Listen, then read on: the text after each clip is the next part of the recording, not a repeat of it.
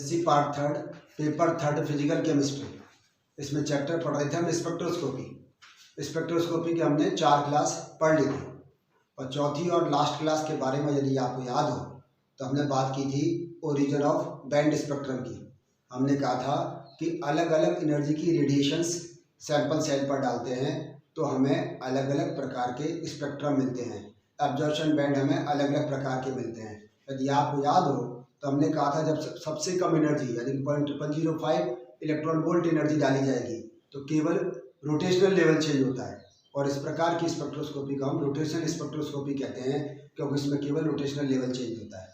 जब हम 0.1 electron volt energy डालते हैं तो हमने कहा था रोटेशनल के साथ साथ वाइब्रेशनल लेवल भी चेंज हो जाता है, यानी कि घूर्णन ऊर्जा स्तर के साथ साथ कंपन ऊर्जा स्तर भी परिवर्तित हो जाता है। तो जब कंपन और घूर्णन दोनों ऊर्जा स्तर परिवर्तित हो जाते हैं और इस प्रकार की स्पेक्ट्रोस्कोपी हम वाइब्रेशनल रोटेशनल स्पेक्ट्रोस्कोपी अथवा IR स्पेक्ट्रोस्कोपी कहते हैं। और फिर हमने कहा था यदि हम बहुत अधिक एनर्जी की रेडिएशन डालेंगे जैसे 5 to 10 इलेक्ट्रॉन वोल्ट एनर्जी की रेडिएशन डालेंगे तो रोटेशनल और वाइब्रेशन के साथ साथ इलेक्ट्रॉनिक लेवल भी चेंज हो जाता है। इस प्रकार हमें इलेक्ट्रॉनिक स्पेक्ट्रम मिलते हैं और उसे हम विजुअल अल्ट्रावायलेट स्पेक्ट्रोस्कोपी या UV स्पेक्ट्रोस्कोपी भी कहते हैं। इसके कुछ फार्मूले के बारे में बात करेंगे, फिर हम बात करेंगे डिग्री ऑफ फ्रीडम के बारे में। देखो पहला है EJ equal to E rotational equal to J plus 1 H square upon 8 pi square I। इसके बाद बात करते हैं वाइब्रेशनल की। E वाइब्रेशनल ये बराबर है V plus half H upon 2 pi under root की अपॉन V। और उसके बाद करेंगे E इलेक्ट्रॉनिक ये बराबर है minus 2 pi square MZ square E4 upon N square H square. अब इसको सबको एक एक करके समझने की कोशिश करो। ये रोटेशनल स्पेक्ट्रोस्कोपी के लिए यहाँ J क्या है, रोटेशनल क्वांटम नंबर, ये रोटेशनल क्वांटम नंबर है। V यहाँ पर वाइब्रेशनल क्वांटम नंबर और N आप जानते हैं ये प्रिंसिपल क्वांटम नंबर है। आपको याद हो तो हमने वहाँ पर लिखा था रोटेशनल लेवल, वाइब्रेशन लेवल और उसके बाद में इलेक्ट्रॉनिक लेवल। तो उसमें हमने ध्यान में सबसे बड़े हमने N1 से N2 तक कह रहे थे। तो ये क्या बता रहा है, इलेक्ट्रॉनिक लेवल, ये वाइब्रेशन लेवल और ये रोटेशनल लेवल। तो ये यहाँ पर रोटेशनल क्वांटम नंबर, ये वाइब्रेशन क्वांटम नंबर और ये इलेक्ट्रॉनिक क्वांटम नंबर कहलाता है या प्रिंसिपल क्वांटम नंबर कहलाता है। यहाँ तक बात समझ आ रही है। इसके बाद H यहाँ पर हम जानते हैं प्लैंक कांस्टेंट है और I यहाँ पर मोमेंट ऑफ इनर्शिया है। I यहाँ पर क्या है, मोमेंट ऑफ इनर्शिया,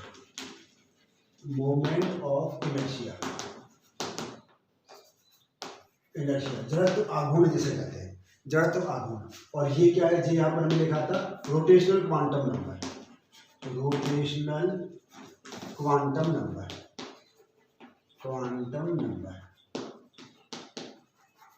ये रोटेशनल क्वांटम नंबर है। V इसके ये A हमें मालूम, पाई मालूम, I हो गया और H प्लैंक कांस्टेंट हम जानते हैं। V यहाँ पर क्या है, वाइब्रेशनल क्वांटम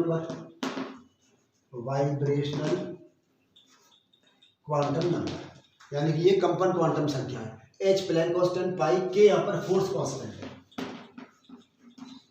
फोर्स कांस्टेंट या बल नियतांक कहता है। और म्यू यहाँ पर रिड्यूस्ड मास है,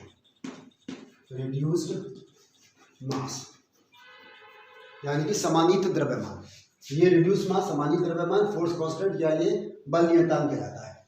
ये इलेक्ट्रॉनिक में 2 जानते हैं, पाई जानते हैं, M मास ऑफ इलेक्ट्रॉन, ये Z हम जानते हैं ये एटॉमिक नंबर से रिप्रेजेंट कर रहा है, ये न्यूक्लियर चार्ज को रिप्रेजेंट कर रहा है, E इलेक्ट्रॉन पर कितना आवेश है और N प्रिंसिपल क्वांटम नंबर हो गया, H होगा प्लैंक कांस्टेंट। ये सारी बातें हमें समझ में आ रही हैं। ये फॉर्मूले हमें अभी जब आगे मैंने कहा था आपसे हम इस चैप्टर में 3 प्रकार की स्पेक्ट्रोस्कोपी पढ़ेंगे, रोटेशनल, वाइब्रेशनल और इलेक्ट्रॉनिक स्पेक्ट्रोस्कोपी या UV स्पेक्ट्रोस्कोपी। तो उसमें ये सारे फार्मूले काम आएंगे। J plus 1 H square upon 8 pi square I, V plus half H upon 2 pi into K upon mu. ये सब फार्मूला डिराइव करेंगे कैसे हुआ। और यहाँ पर 2 pi square MZ square E4 upon N square H square. तो ये फार्मूले आप याद कर लें और आगे इसको हम पूरे चैप्टर में काम में लेंगे। अब जो बात करेंगे डिग्री ऑफ फ्रीडम की, यानी स्वतंत्रता की कोटि, इसको समझने की कोशिश करें कि स्वतंत्रता की कोटि है क्या। किसी भी मॉलिक्यूल को उस एक्सप्रेस करने के लिए, उसको समझाने के, उसकी स्थिति को बताने के लिए हमें कुछ डिग्री ऑफ फ्रीडम की या कुछ हमें निर्देशांकों की, कुछ कोऑर्डिनेट्स की आवश्यकता पड़ती है, जो उसकी स्वतंत्रता की कोटि कहलाती हैं या डिग्री ऑफ फ्रीडम कहलाती हैं। किसी भी मॉलिक्यूल की सही स्थिति का पता लगाने के लिए हमें कुछ निर्देशांकों की आवश्यकता पड़ती है, कुछ कोऑर्डिनेट्स की आवश्यकता पड़ती है, वो क्या कहलाती है, उसकी डिग्री ऑफ फ्रीडम या फिर स्वतंत्रता की कोटि कहलाती है। जैसे मान लीजिए, समझाने की मैं आपको कोशिश कर, एक कोई इंजन है, वो एक ट्रैक पर चल रहा है, एक सीधे ट्रैक पर जा रहा है, तो उसकी हम केवल एक डिग्री ऑफ फ्रीडम से हम उसको एक्सप्लेन कर सकते हैं। तो इंजन केवल एक्स एक्सिस पर चलेगा, जो ट्रेन का इंजन है वो केवल एक्स एक्सिस पर चलेगा, ना तो वो वाई एक्सिस पर जा सकता है, ना वो जेड एक्सिस पर जा सकता है। तो उसकी डिग्री ऑफ फ्रीडम केवल एक है। यदि हम कैरम बोर्ड के स्ट्राइकर की बात करें, कैरम बोर्ड का स्ट्राइकर, यहाँ कैरम बोर्ड पे स्ट्राइकर रखा रहता है, तो उसकी डिग्री ऑफ फ्रीडम दो है कि उसकी पोजीशन को बताने के लिए हमें एक्स के साथ साथ वाई कोऑर्डिनेट्स पर भी जाना पड़ेगा। और यदि हम स्पेस में किसी मॉलिक्यूल की बात करें तो हमें क्या करना पड़ेगा, उसके लिए 3 डिग्री ऑफ फ्रीडम होगी, एक्स, वाई और जेड। तो यहाँ पर हम कहते हैं कि किसी भी मॉलिक्यूल की जो टोटल डिग्री ऑफ फ्रीडम है उसको हम 3 से कह सकते हैं। कब? जब वो मोनोएटॉमिक है। तो अब हम यहाँ लिख रहे हैं, यदि वो मोनोएटॉमिक है तो उसके लिए टोटल डिग्री ऑफ फ्रीडम 3 होगी। Total degree of freedom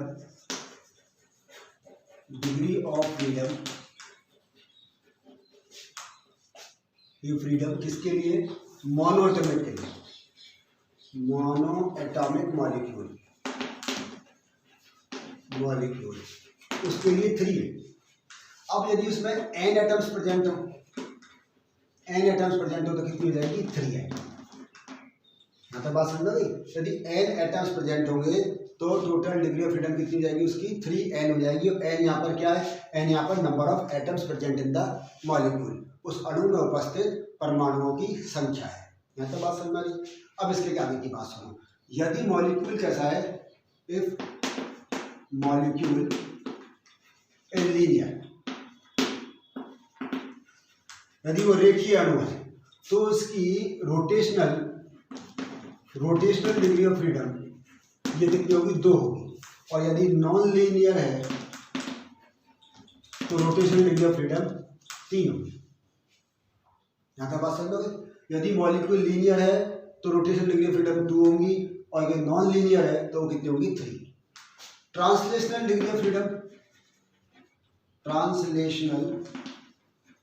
of freedom ये हमेशा 3 होती है। स्थानांतरण की कोटि कितनी होगी? स्थानांतरण की स्वतंत्रता कोटि 3 होती है। और रोटेशनल में यदि लीनियर है तो 2 और नॉन लीनियर है तो ये 3। और वाइब्रेशनल डिग्री ऑफ फ्रीडम ये कितनी होगी? यदि लीनियर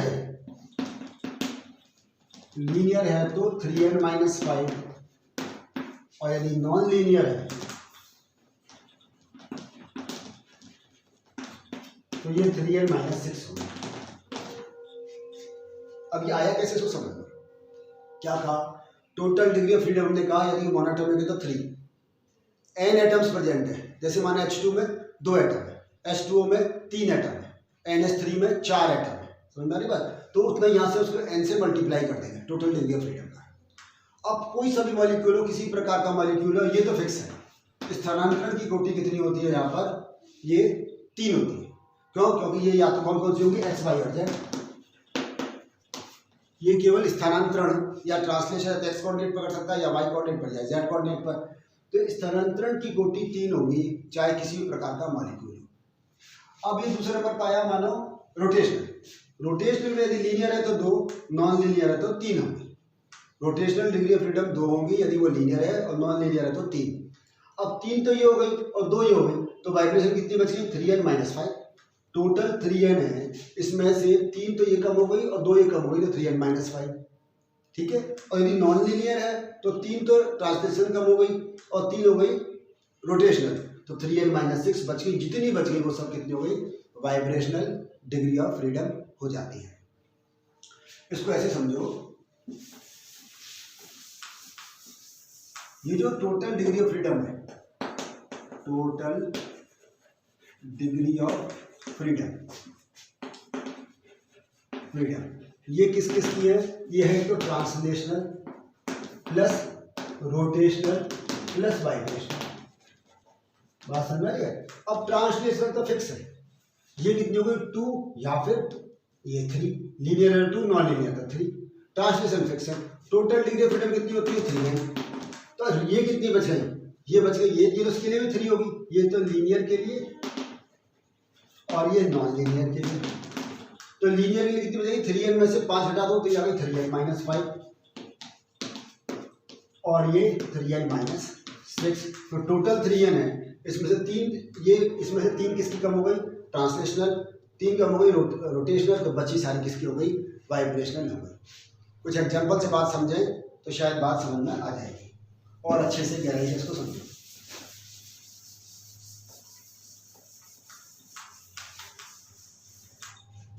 जैसे यहाँ तो लिखे हम मानो मॉलिक्यूल,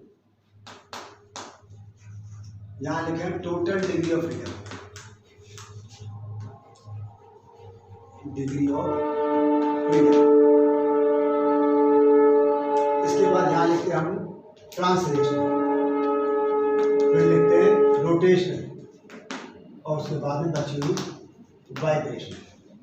अब जैसे मानो पहला मॉलिक्यूल लिखे हम H2, तो टोटल डिग्री ऑफ फ्रीडम कितनी होगी इसकी 3 × 2 तो 6 हो जाएगी, क्योंकि यहाँ पर एटम्स कितने नंबर ऑफ एटम्स 2 है, 3n का था, 3 × 2 6 हो गई। ट्रांसलेशनल हमारे पास फिक्स है 3, रोटेशनल क्योंकि लीनियर मॉलिक्यूल है 2, तो वाइब्रेशन कितनी बच गई 1, 3n माइनस 5 तो 1 बच गई।